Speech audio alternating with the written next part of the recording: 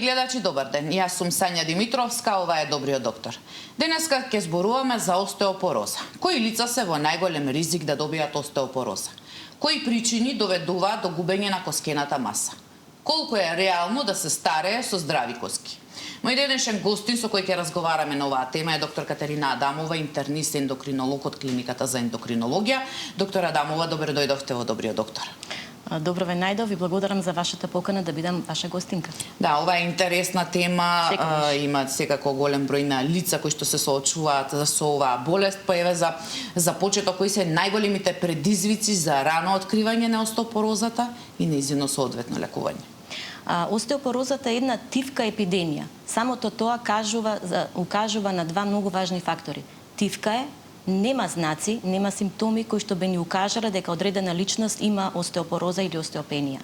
Епидемија е затоа што опфаќа огромен број на лица. Најчесто тоа се лица во повозрастна популација и тоа е само по себе голем предизвик. Затоа треба со време да се направи скрининг каде што се препорачува, кај која популација, за да можеме на време да ги фатиме овие пациенти. Кај која популација се препорачува? Каде треба значи да се направи скрининг, бидејќи ве споменавте нема симптоми, не можеме вака по изглед да кажеме вие имате остеопороза. Така, за да го одговорам тоа прашање треба прво да го објаснам на кратко секако механизмот на остеопорозата.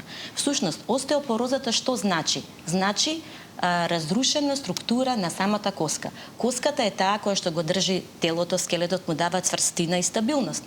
Меѓутоа, кога коската не е цврста, туку е порозна, таа веќе не дава таква потпора и таа е склона кон фрактури. Сега, коската е животкиво, секогаш го велиме тоа. Што значи тоа? Коската во текот на целиот живот, од раѓање до смрт, се гради и се разградува со неколку типови на различни клетки. Како можеме ова најубаво да го објасниме? Во детската возраст имаме доминантна коскена градба. Значи, како детето расте, нели коската мора да расте соодветно на возраста, детето расте и се развива. Тоа се два различни процеси. Значи, мора и коската да се развива. Тогаш доминира коскената градба. Некаде пикот на тој процес се достигнува некаде околу 20-та, 25-та до кај 30-та година. Тоа што е постигнато до таа возраст, значи едноставно е постигнат максимумот кај таа личност на коскена густина. Тука се достигнува плато. Во тој момент коскената градба и коскената разградба се исти. Меѓутоа, после тоа почнува полека опаѓање на коскената густина, односно доминира сега веќе коскената разградба. Значи, како што го објаснив целиот овој процес, автоматски ни укажува дека остеопорозата се јавува, доминира, значи, кај повозрастната популација. Прашањето е, која е повозрастна популација? Нели, сите ние се осеќаме многу фино и на 50 и на 60 години, и на 70. Се е тоа многу индивидуално. Меѓутоа, се јавува кај која популација? Популацијата, за жал, нели, кај жените кои што влегуваат во менопауза, кај таа популација, значи жените кои што се имаат веќе намалено лачење на естрогени, кој што е заштитен фактор на жените за коската, и кај мажите некаде после 65-та година. Тоа е таа популација на која што треба да ја обрнеме внимание. Фокус, како што кажавте, за скрининг. Јас да ги повикам и нашите гледачи дека може да се јават во живо и да постават прашање до нашата денешна гостинка. Меѓутоа, доктор Адамова, не секој што е во менопауза и над 50 години нема да добие остеопороза. Тоа ми веќе води кон прашањево кои причини доведуваат до губење на коскената маса. Освен овие што се природни, тоа е еден нормален процес, ние го велиме трето доба, посебно кај жените, тоа е нормален процес, меѓутоа точно е. Не мора да значи дека ако некој човек има 70, па и 80 години, дека има остеопороза. Апсолутно. Имаме пациенти кои што се сосема со уреден наод, можеби дискретно намален. Меѓутоа, остеопорозата затоа можеме да ја поделиме начелно во две големи групи. Примерна остеопороза, односно таа што се јавува во поголемата во повозрастна популација, и секундарна остеопороза. Секундарната остеопороза се јавува како последица на одредени заболувања на одредени состојби. Најчесто тоа се пациенти кои што имаат друго заболување, а примаат кортикотерапија. Значи морам да потенцирам, пациентите го познаваат тој лек дексазон, дексаметазон, кортико, тоа е таа кортикотерапија. Меѓутоа, морам да потенцирам дека не секој пациент што ќе прима кортикотерапија ќе развие остеопороза. Значи, тоа се пациенти кои што имаат да кажеме состојба кои пијат кратко време одредена доза на кортикотерапија. Ризик за остеопороза се јавува кај оние пациенти кои што примаат долго време големи дози на кортикотерапија. Пациентот ако има синузитис и прима кратко време недела на кортико, сигурно нема да развие остеопороза. Значи тоа се тие пациенти, кои болести се спаѓаат во оваа група. Значи тоа се автоимуни болести, каде што треба да се даде кортикотерапија за кое што делува да се намали имунолошкиот одговор. Најчесто тоа се ревматолошките заболувања, реуматоидниот артрит, кои што колегите ревматолози мора да го дадат кај овие пациенти. Понатаму тоа се пациенти кои што и нашите ендокринолошки заболувања, кај кои што различни типови на синдроми, Калман, Клинефелтер, Тарнер, каде што постојат намалено ниво, едноставно вродени се тие состојби, намалено ниво на полови хормони. Понатаму од гастролошката сфера, тоа се пациенти каде што нема добра абсорпција на калциум, на витамин Д, значи целијакија, која што исто автоимуно заболување, нема добра абсорпција. Понатаму пациентите со кронова болест, значи сите оние болести каде што мора да се даде кортикотерапија. Пред да продолжиме околу тоа, нели, кои се во ризичните групи, имаме гледачи, повелете во програма сте? Ало, добар ден. Добар ден, повелете.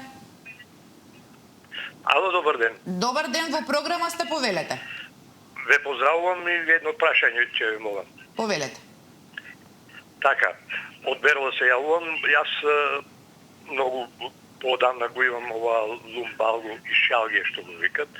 И бе во Кежевица ланската година, сакав и ова година да идам, меѓутоа постепено ми се појавуваат од десната страна надолу болки на грбот, на вратот.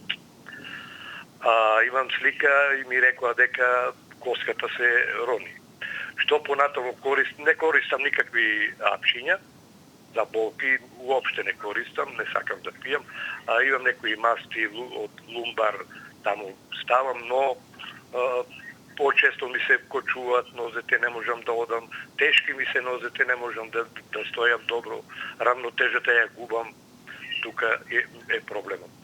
Што понатаму... А дали ви правеа испитување за остеопороза?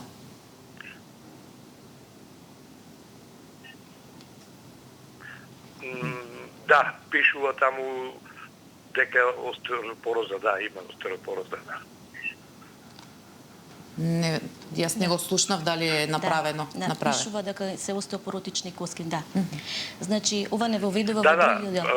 Велам дека по анализите е остеопороза. Бев на ортопед бев во Радовиш и таму докторот ми рече дека остеопороза треба да се почесто да се оди на терапии, на физикални и така, но пробам сите физикални, но нема спас од тоа. Така. И јас ви благодарам многу за јавувањето. Колку што разбрав, прашањето на пациентот, на гледачот е за однос на болките. Значи тоа точно не воведува во она што сакав да го објаснам. Порано се сметеше дека остеопорозата не боли. Да, тивка е, во принцип не боли, не се тоа некои силно изразени болки. Меѓутоа, коскерната густина ги дават оние гредички кои што се под различен агол и тие се тие кои што во текот на почетокот, значи на тој процес на разградување, се кршат полека тивко. Всушност, тоа се тие болки кои што пациентите ги чувствуваат. Меѓутоа, тој процес треба да се разграничи од дегенеративниот процес на зглобовите. Да, значи, кажа дека има и други... Значи, дегенеративните болки, дегенеративните процеси кои што се јавуваат на зглобовите, всушност се јавуваат помеѓу два зглоба. И тоа се многу посилно изразени болки. Едното не го исклучува другото. Значи, може да биде само едното, може да биде другото, меѓутоа најчесто се и двете. И пациентите обично ги мешаат тие. Треба всушност да ја третираеш јалгијата, така го разбрав на почетокот, а не да мисли дека болките се силни од остеопороза. Меѓутоа, ако има остеопороза, треба и таа да се третира соодветно, паралелно со другата состојба. Така. Еве, јас се надевам дека нашиот гледач го слушна одговорот. Имаме гледач, повелете, во програма сте? Ало. Да, повелете, ве слушаме. Добро утро, поздрав до докторката и до вас и до сите гледачи. Ви благодарам. Имам едно прашање за колена. Многу ме болет колената. Ми викаат дека имаш намалена сршта. И лигаменти стегнате, а за остеопороза не сум испитана. Колку години имате? Колку, на која возраст сте? 57 годишна. 57.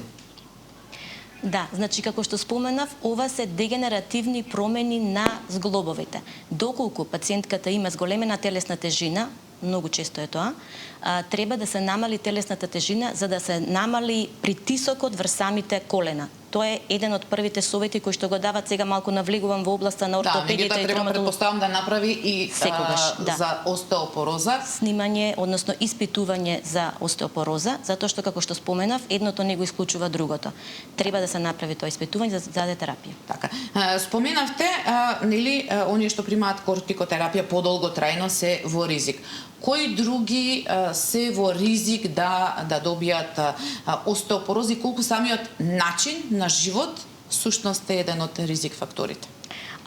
Доколку не се работи за некое класично заболување, морам да кажам дека класична болест, морам да кажам начинот на живот е тој кој што многу влијае на остеопороза, за појавување на остеопороза. Односно, тоа се пациентите кои што пушат многу, пациентите кои што внесуваат поголеми количини на алкохол, значи потенцирам поголема количина на алкохол, сигурно 1 или 2 чашки неделно не предизвикува остеопороза. Понатаму преголемиот внес на кафе и морам да потенцирам внесот на Кока-кола. Затоа што, како и зголемен внес на сол, затоа што суштината на остеопорозата е намален внес на калциум, на витамин Д, на цинк, на селен, на бор и така натаму. Всушност, оние состојки кои што се фосфатите, кои што се во обоените сокови, делуваат всушност на механизмот на калциум, всушност го вадат калциумот од коската, а местото на калциумот е во коската, го вадат калциумот од коската и тоа е тоа што предизвикува остеопороза.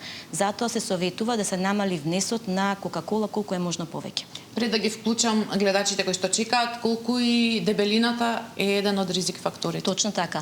Пациентите кои што имаат изразено намалена телесна тежина, тоа се пациенти кои што не внесуваат доволна храна заради одредени, например, пациентите со анорексија, значи со исклучително мала телесна тежина, како и пациентите со зголемена телесна тежина, се со ризик за да развијат остеопороза. Така.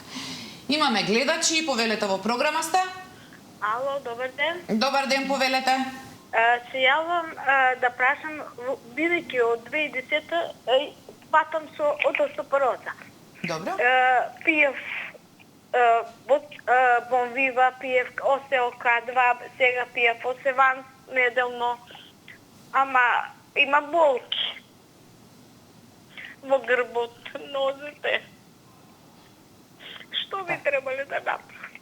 Дали имате правено некои други испитувања за на колковите, на колената? Имам во аеродром во болницата Мајчин дом пред 2 години и одам редовно на контрола кај Марта Фотева, ми се чини се викаше докторката, во државна болница и ама пак имам болови.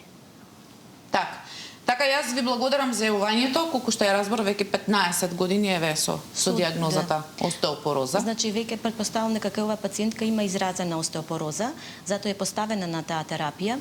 Меѓутоа, секогаш ги советуваме нашите...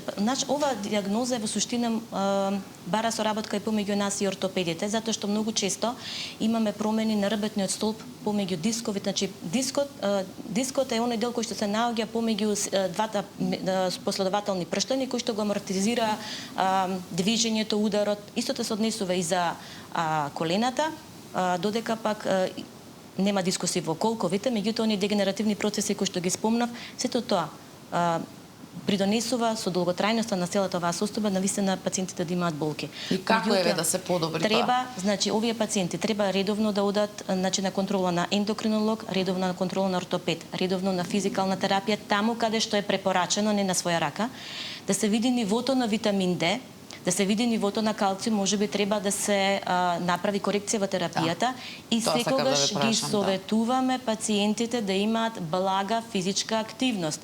Значи, сигурно нема да ги пратиме овие пациенти на маратон, меѓутоа да имаат благо растегнување на сите зглобови. Тоа ќе придонесе за малку олеснување на симптомите. Така. Еве, јас се надевам дека нашата гледачка го слушна одговорот. Имаме гледач, повелете во програма сте? Ало, добар. Добар ден, повелете. Јас сум во возраст на 72 години. Имам остеопороза. Лекарствата што ми ги дадоа помвивата на месечно и на еднаш во месецот и еднаш во неделата, јас имам многу тешки главоболки и ги прекинав. Кога отидов на контрола, ми дадоа само Остеокат-2 и D3 за да ги пијам. Аз се движам доста, многу сум покретна, немам некоја тегова, само сега осеќам вака во кичмата, ми рекоа на кралицата дека имам доста остеопороза и доле на жгуждовите. Така ми кажа докторкава. Осеќам малце болки на куковите, иначе мислам многу сум подвижна. Пијам терапија, имам каротини запушени, пијам доста терапија, а вака не ми смета. Што би препорачала докторката да пијам за да... Дополнително? Така. Дополнително, Так. да. И јас ви благодарам многу за јавањето. Еве, едната терапија не ја одговарала, меѓутоа сепак прима терапија за остеопороза. Има пациенти кои што не реагираат, ги викаме нон-респондери, не реагираат на соодветната терапија или имаат негативни несакани ефекти од самата терапија, така што кај доколку има изразена остеопороза, во тој случај советуваме еден тип од помодерните терапии, значи моноклонално антитело, кое што оди сепак на приватно, се боцка подкожно 2 пати годишно, односно пролија, деноземап или пролија. До сега е едно од најефективните препарати. Практично е, затоа што се боцка 2 пати годишно, има одличен ефект, брзо покачување на коскената густина, со што се намалува ризикот за фрактури, така што би ја советувала оваа пациентка да се консултира со ендокринолог. Така. Доктор Адамова, кои знаци или симптоми може да не предупредат пред да дојде до фрактура, затоа што знаеме нели дека оние кои што се со остеопороза, токму тоа е најголемиот ризик, најголемите компликации кои што може да настанат? Нема знаци кои што ќе не предупредат, за жал, затоа реков тивка епидемија, меѓутоа самите пациенти треба да се свесни доколку имаат во фамилија, доколку мајката била со остеопороза, треба да бидат свесни дека и они ќе бидат склони кон остеопороза и треба да направат еден скрининг преглед.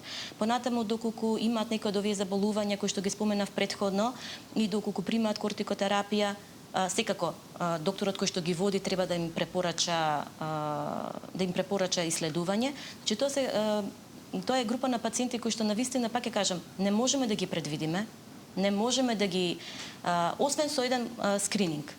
И токму тој сакав да ве прашам, дали, бидејќи знаеме нели преку DEXA скен како се може да се постави дијагнозата, дали секоја жена која што влегува во менопауза треба да постои на таква препорака или да биде упатена да се направи такво снимање за со време да се види дали има или дали би била во таа ризик група да добија остеопороза? Кај жените кои што влегуваат, кои што се влезени во менопауза, значи 2 години од последното крварење треба да направат еден скрининг или DEXA. Значи има 2 испитувања. Едното е тоа е скрининг во суштина, ултразвук на пета, кој што може да не насочи дали ова е високоризичен пациент или нискоризичен пациент. Секако во комбинација со добро земена анамнеза. Другиот преглед е DEXA скен, кој што е исто така неинвазивен и кој што е златен стандард за поставување на дијагноза за остеопороза. Значи сите овие пациенти кои што ги споменав претходно треба да бидат прегледани дали со ултразвук, дали со DEXA, за да се утврди постоењето на дали има нормален наод, остеопенија или остеопороза. Остеопенија е поблагата верзија на остеопороза. Бидејќи една од гледачките ни спомена 15 години како е со оваа дијагноза, откако веќе ќе ја поставите дијагнозата на остеопороза, колку потоа често треба да се прави DEXA скен за да се види колку се губи нели таа густина на Во зависност од состојбата на пациентот. Значи, ако е високоризичен пациент, еднаш годишно се прави DEXA. Значи, мора да се прави. По-често тоа не се препорачува, такви се светските препораки, додека пак кај они пациенти кои што се со помал ризик и кои што немаат овие останати ризик фактори, кај нив може и на 2 години да се прави DEXA. Се зависи од првичниот резултат. Колку силно изразена остеопорозата или остеопенијата. Зошто го кажувам ова? Затоа што најголем дел од фрактурите се случува, скршениците, се случуваат во силно изразена остеопенија. Значи не мора пациентот да има остеопороза да направи фрактура. Така. И бидејќи претпоставам дека кога ќе се постави диагноза, пациентките кај вас сигурно ве прашуваат што сега може да јадам, што не смеам да јадам. Во принцип, значи пациентите може да јадат се, не им забрануваме ништо, меѓутоа, значи се става акцент на калциум, храна со калциум. Тоа се знае дека се можеби млеко и млечни производи, меѓутоа посебно јогурт, посебно козјото сирење, цвикот се препорачува, сега има пациенти кои што се вегетаријанци, така што кај нив мораме да најдеме алтернативни начини, односно не алтернативни начини, него друг тип на исхрана кој што они го внесуваат, значи интегрален сусам, ленено семе, тоа е исто добар внес на калциум. Риба, ако јадат риба, меѓутоа пак треба да се внимава дополнително на пациентките кои што се со оперирани со карцином на дојка. Тоа се многу пати и млади пациентки, оперирани, например, кои што биле хормонски зависни, естроген зависен карцином, кај кои што не смеат да се внесуваат фитоестрогени или естрогени, а сусамот лененото семе тука треба да се внимава кај тие пациентки. Затоа секогаш велам во консултација со докторот кој што ги води, не на своја рака. Меѓутоа најчесто се случува да остеопорозата не е единствената диагноза што ќе ја има нели еден пациент, секогаш е пропратена дали со оние ортопедските, дали со онколошки. Во вакви случаи кога освен остеопороза има и други хронични заболувања, колку е возможно и колку се препорачува физикалната терапија за да се нели олеснат тие болки?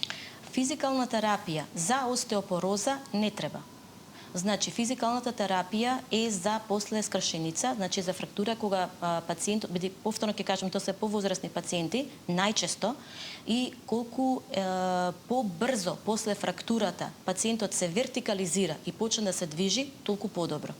Затоа што колку подолго пациентот лежи, толку повеќе се влошува ризикот за други компликации и ризикот за да се развие уште посериозна остеопороза. Значи, кај овие пациенти се советува вежбање со кревање на мала тежина, за да се стимулира коската, односно оно што реков, оној процес на коска на градба и јазбата. Не тежина, сигурно нема во теретана да ги пратиме овие пациенти. Меѓутоа, мала тежина за да се стимулира. Се препорачува и пешачење, меѓутоа, најголемиот фактор за спречување на остеопороза, мала тежина. Потенцирам мала тежина, а останатото е само бонус. Значи во вакви ситуации што треба да се промени или да се подобри за да ја намалиме стапката и на фрактури и на инвалидитет? Соодветен внес на, односно зголемен внес на калциум, на витамин Д, намалување на кока-кола на оние темни пијалоци со фосфати што се внатре и движење. Така. Меѓутоа, знам дека често ви се случува, може и кај вас прво ќе дојдат или ќе одидат на ортопедија кога ќе настанат тие фрактури. Колку сето тоа потоа дополнително го комплицира самиот тек на третман на остеопорозата? Многу го комплицира, затоа што всушност, како што реков, остеопорозата е тивка, безболна. Меѓутоа, болат последиците од остеопороза. Тоа се повозрастни пациенти кои што после фрактура, најчесто на колк, бидејќи тоа е, затоа и се прави DEXA скенот, се мери коскената густина на двете најслаби точки. Тоа се колковите и рбатниот столб. Затоа и најчесто фрактурите кај повозрастни пациенти се на колкови. Тоа се пациенти кои што после оперативниот третман, ако залегнат, ако не се вертикализираат брзо, од неколку причини, најчесто се пациенти со повеќе болести, со повеќе коморбидитети. Не можеме да форсираме тие да станат побрзо. Така што се надоврзуваат други состојби што дополнително ја влошуваат состојбата. И тоа е тој ризик кој што, значи не се умира од остеопороза, ама се умира од останатите компликациите. Меѓутоа, колку еве слушнавме гледачка која што не и бонвивата не и одговарала. Колку имате пак пациенти со остеопороза кои што значи си ја пијат терапијата, ги почитуваат сите препораки на ендокринолозите, едноставно водат нормален живот без било какви компликации. Тоа се имаме солидна бројка тие пациенти, морам да признам, затоа што терапијата со бифосфонатите може да биде секој ден, еднаш неделно, еднаш месечно, еднаш на 3 месеци, еднаш годишно, во зависност од индикацијата и од зависност од изразеноста на остеопорозата. Оние пациенти кои што, пак ќе кажам, обрнуваат големо внимание на исхраната и на физичката активност, имаат сосема солиден животен век и сосема добро ги превенираат компликациите, затоа што тие се пациенти кои што се, како што реков повторно, тоа се возрастни пациенти со намалени рефлекси, многу малку фали да се сопнат и да паднат и да скршат коска. Така. Исто тоа ми беше всушност и нели прашањето дека со остеопороза може да се живее, не мора да значи дека ќе биде болна, може да се живее со децени доколку се нели почитуваат препораките и доколку се пие терапијата. Точно така, редовното земање терапија, редовното следење, адаптирање на дозата, адаптирање на различни промени во животот, пациентите значи може да живеат сосема слободно без никакви проблеми. Така. И бидејќи веќе сме при самиот крај на емисијата, еве за крај, она што го кажав и во најавата, колку е реално да старееме со здрави коски, што е тоа што зависи од нас? Сосема реално е да се појави одреден степен на намалување на коскената густина, значи остеопенија. Кај некои пациенти можам да кажам дека нема дури ни остеопенија. Сосема е можно, иако јас дури се сомневав во тоа, меѓутоа работното искуство ми покаже дека да, имаме пациенти на 80 години со сосема нормална коскена густина. Меѓутоа пациенти кои што се доста активни и кои што внесуваат доста млеко и млечни производи. Значи, физичката активност што ја споменавте, или оние прошетките, колку е реално според вас човек кој што е во тие ризикни или групи дневно вака да пешачи? Доволно е 45 минути. Не само пешачење, да прави вежби на истегнување, за да се размрдаат, просто кажано, сите оние зглобови, да се намалат оние болки. Секојдневното вежбање ги намалува болките во зглобовите, а помага за самата коска. И пак ќе кажам, кривање на мала тежина. Има голем број на вежби на интернет кои што укажуваат, кои што се вежби за остеопороза, за повозрастна популација која што многу ќе им помогне. Тие пациенти кои што го прават ова секојдневно, или барем 2-3 пати неделно, имаат навистина многу добра прогноза. Така. Јас мислам дека кажавме, иако времето ни е нели сепак кратко и ограничено на емисијата, меѓутоа еве доста и практични и докторски совети до сите оние кои што си во ризик групи, меѓутоа оние кои што имаат остеопороза да знаат како да си водат еден нормален живот. Доктор Адамова, јас ви благодарам што бевте моја денешна гостинка. Ви благодарам на вас. Почитувани гледачи, овде е крајот на денешното издание на Добриот доктор. Се гледаме повторно во понеделник во истото време. Имајте убав викенд, чувајте го вашето здравје и гледајте сител. Довидување.